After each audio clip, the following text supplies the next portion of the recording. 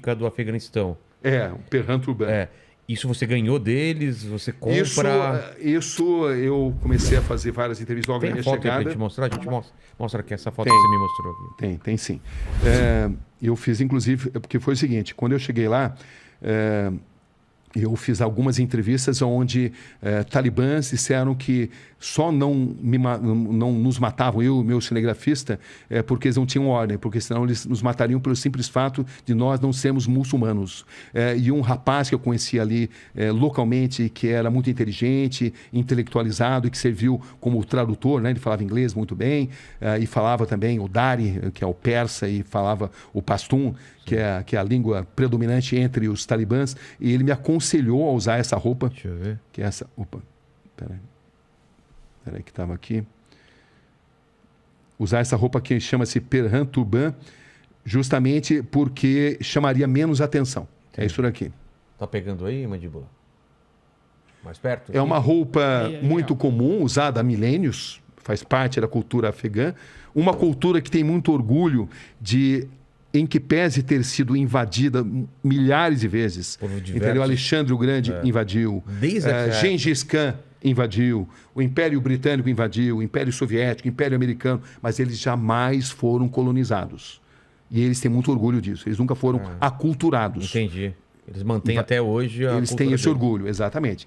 Então, o Talibã é apenas um dos grupos, né? A gente não pode julgar afegãos apenas pelo Talibã e não pode não pode julgar o Talibã sob uma ótica maniqueísta. Temos que saber que o Talibã, eles têm uma visão tribal do Alcorão, uma parte, essa interpretação radical da Sharia, que é a lei islâmica, ela tem um peso muito forte dos usos e costumes tribais.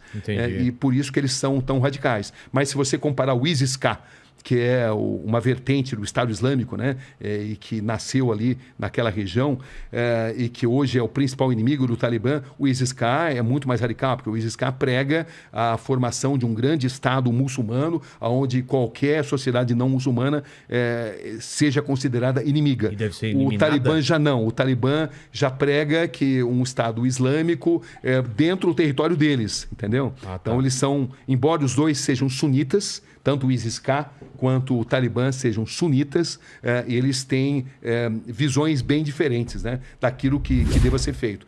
Se você comparar com o ISIS-K, o Talibã é mais moderado. E o Talibã, moderado não tem nada. É só ver o que eles fazem com as mulheres, cerceiam os direitos das mulheres, a interpretação radical da Sharia, cortam as mãos daqueles não muçulmanos, dos que roubam.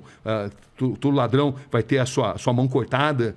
Entendeu? Quando o Talibã assume o poder, existe um fenômeno que acontece imediatamente, que é a queda de criminalidade comum. Porque pela interpretação da Sharia, pela implementação da Sharia. Entendeu? Pego roubando, corta a mão. Corta a mão. Adúltera. Pedrada? Pedrada, exatamente. Apedrejamento. Então, eles têm assim, uma visão muito radical, né? Mas é difícil a gente entender isso, né? Porque é uma coisa tão enraizada. É difícil. E esse, Rogério, é um erro muito comum de jornalistas internacionais analisar uma cultura diversa mediante seus próprios valores. Não dá. É uma coisa preconceituosa e você não analisa a cultura diversa com seus próprios valores. Você precisa entender um contexto. E também temos que aprender que, embora o Talibã tem aí decisões deploráveis em termos de direitos humanos, eles também têm apelo junto à população, porque os americanos, embora tenham ficado 20 anos como invasores, 20 anos apoiando determinados governos, eles nunca trouxeram um avanço, principalmente para os setores mais pobres da população. Nos setores mais pobres são os setores rurais. Nesses setores, o Talibã sempre teve um apelo. As pessoas sempre sonharam em ter o seu primeiro Kalashnikov, fuzil de fabricação russa, né? Então, por quê? Porque os americanos melhoraram muito para as populações mais abastadas. As populações mais intelectualizadas sempre tiveram grandes benefícios, mas os americanos apoiaram muito os governos corruptos, principalmente na construção civil.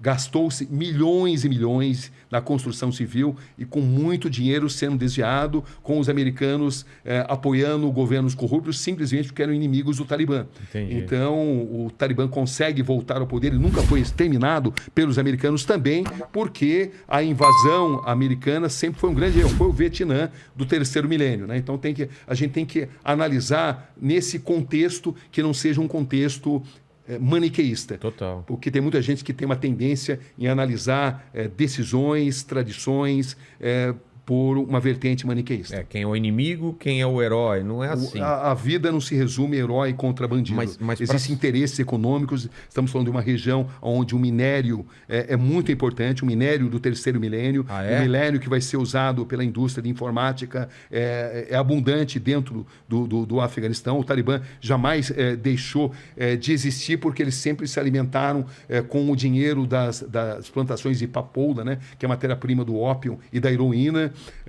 Embora o islamismo condene o uso de drogas, né, são as contradições, mas eles sempre precisaram se capitalizar através do dinheiro das drogas. Enfim, são essas questões que precisam ser analisadas com a devida profundidade, sempre sabendo-se que não se trata de uma história de mocinho contra bandido. Exatamente. Todo mundo tem interesse ali. As principais potências, os russos, os chineses, os paquistaneses, os americanos, todos têm interesses. E a maioria desses interesses não são exatamente nobres. E é o lugar onde nasceu a civilização, praticamente, né? Essa região aí do Iraque, né? A região do Iraque, exatamente. Antiga A confluência Babilônia, do rio, né? A Babilônia, a confluência do rio Tigre com o rio Eufrates é descrita pela Bíblia como o Jardim do Paraíso, onde estava o Jardim do Paraíso na Babilônia. Enfim, o mundo começa ali, o Jardim do Éden começa ali nessa região.